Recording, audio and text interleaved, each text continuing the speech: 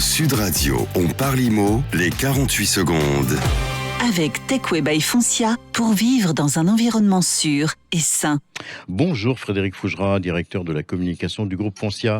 Frédéric, comment sont calculés les frais de notaire lors d'un achat immobilier ? Bonjour Marc. Pour commencer, sachez que parmi les frais dits de notaire, seuls environ 15% reviennent réellement au notaire. Ils correspondent aux différentes démarches et formalités effectuées par le notaire en vue de la transaction. Ces frais sont facturés selon le barème d'honoraires du notaire.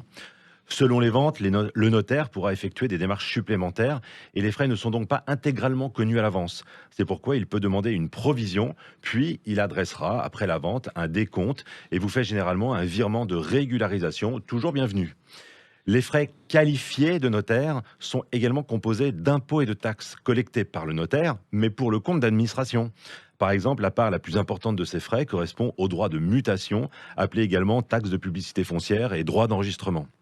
Il s'agit de droits perçus par le fisc, qui s'établissent à un peu moins de 6% du prix de vente dans la plupart des départements pour de l'ancien et moins de 1% pour du neuf. Pour résumer, le total des frais qualifiés de notaire pour l'acquisition d'un bien immobilier représente environ 8% du prix de vente pour un logement ancien et entre 2 et 3% pour un bien neuf. L'ensemble de ces frais sont collectés par le notaire qui, lui, n'en perçoit qu'environ 15% au titre de ses honoraires. Voilà Marc, sachez enfin que c'est bien à vous, l'acheteur, de prendre en charge l'intégralité de ces frais.